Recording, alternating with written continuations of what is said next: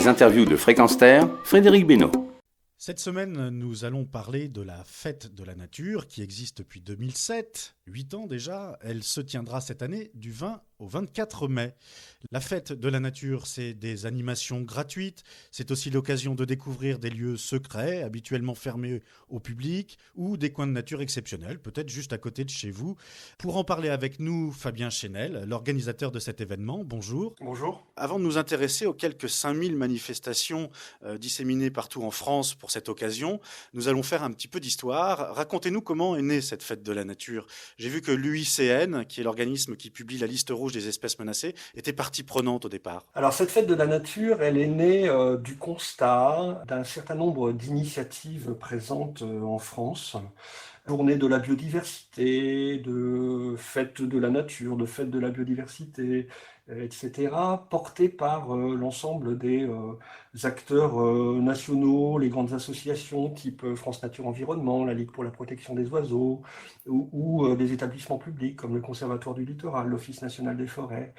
Tous ces acteurs organisaient chacun une journée ici et là.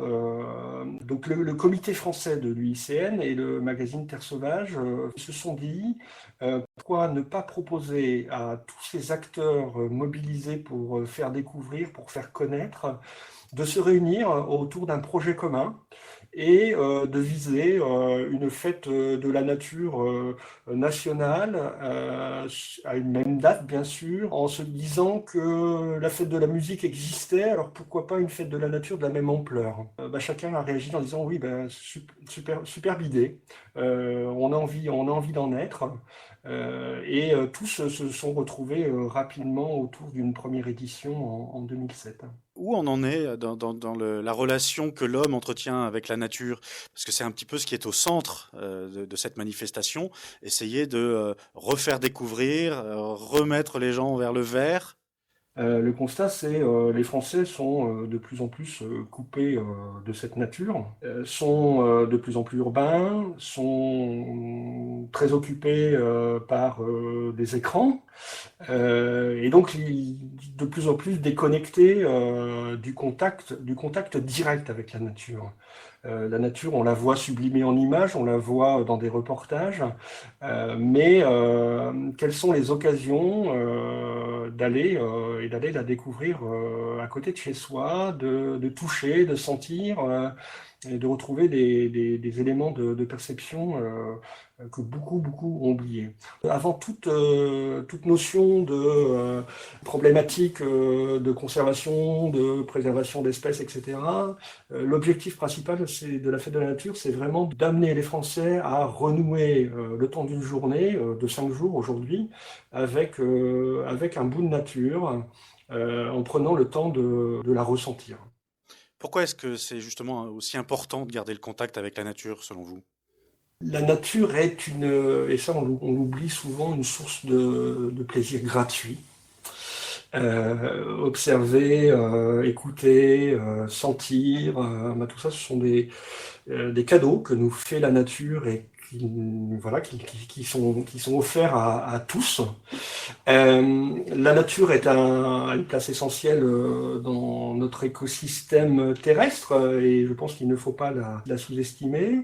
Ne pas la connaître, c'est parfois en avoir peur. Ne pas la connaître, c'est la délaisser. Donc, toute action qui emmènera les Français et plus globalement le public partout où il est à mieux connaître et à mieux comprendre sera un pas de plus vers la préservation de cette nature, puisque il ne faut pas l'oublier, derrière il y a bien un objectif de mieux connaître pour mieux protéger.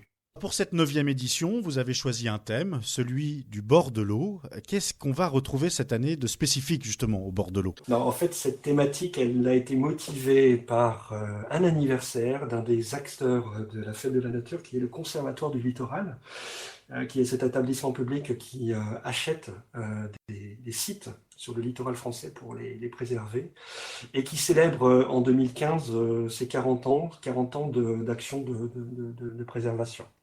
Alors, le littoral n'est pas accessible partout en France.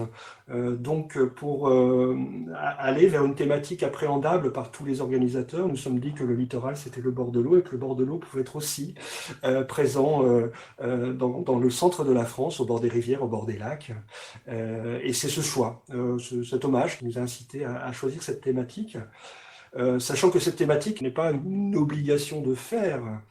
Chaque année, la Fête de la Nature donne un ton particulier à sa programmation, ce qui permet à la fois de mettre en avant un certain nombre de nouveaux sujets, ce qui aussi incite les organisateurs à mener une réflexion sur l'organisation de nouvelles activités. Quelles sont les animations qui, cette année, vont s'intéresser plus particulièrement à cette thématique et qu'on pourrait mettre en exergue ?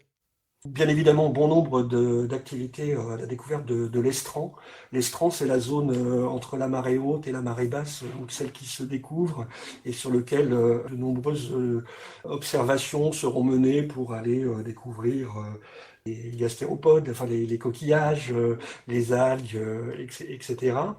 Des balades, bien sûr, le long des rivières, sur les berges des rivières, alors avec des objectifs de découverte qui pourront être les insectes aquatiques, les libellules. Nous avons des exemples d'affûts pour observer le castor sur les bords de rivières du sud de la France. Il y a 5000 manifestations, c'est pas rien.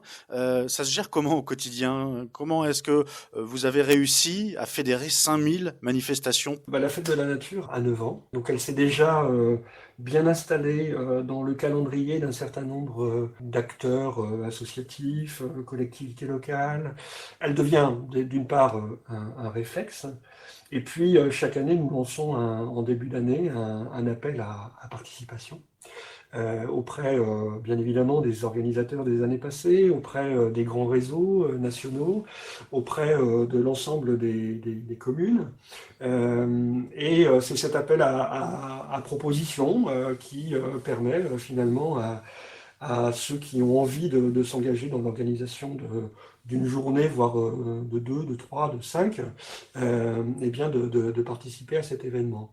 Donc au quotidien, la Fête de la Nature, c'est surtout finalement un programme qui se construit en ligne sur son site internet www.fêtedelanature.com et sur lequel chaque organisateur potentiel a capacité à annoncer ses manifestations, tout en respectant un certain nombre de règles inscrites dans une charte fondatrice pour que le programme proposé soit cohérent et réponde à cette volonté des fondateurs de la Fête de la Nature de proposer un temps de découverte dans la nature, gratuit, pendant les dates qui sont celles du 20-24 mai cette année, et avec un certain nombre de propositions qui amènent les participants à découvrir, apprendre, faire évoluer leurs connaissances sur la nature et la biodiversité.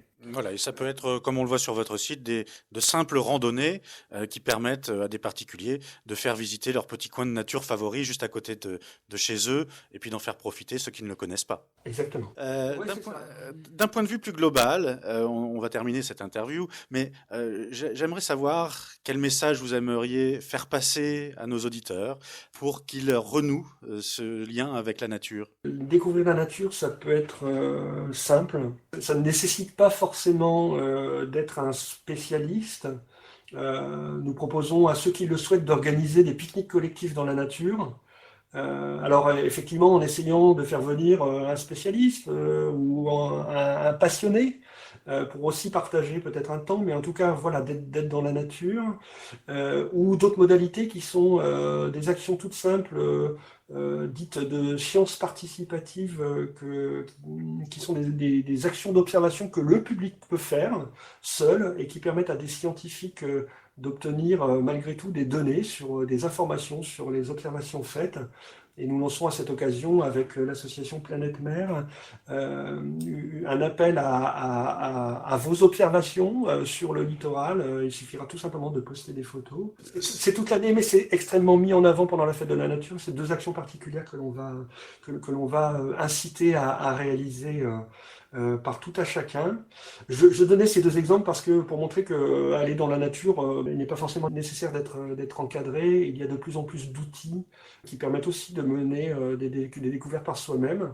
Et Voilà, qui c'est sait, ludique, c'est ludique et c'est voilà. utile. Et c'est utile aussi, on peut se rendre utile. Voilà. Et ça peut créer des envies, ça peut susciter des vocations et ça peut, pourquoi pas, faire des premiers découvreurs de futurs organisateurs. Merci Fabien Chénel. Je rappelle que vous êtes l'organisateur de la Fête de la Nature qui se tiendra cette année du 20 au 24 mai pendant 5 jours donc, où vous pouvez retrouver des animations organisées pour la circonstance sur le site de la Fête de la Nature, fêtedelanature.com, tout attaché.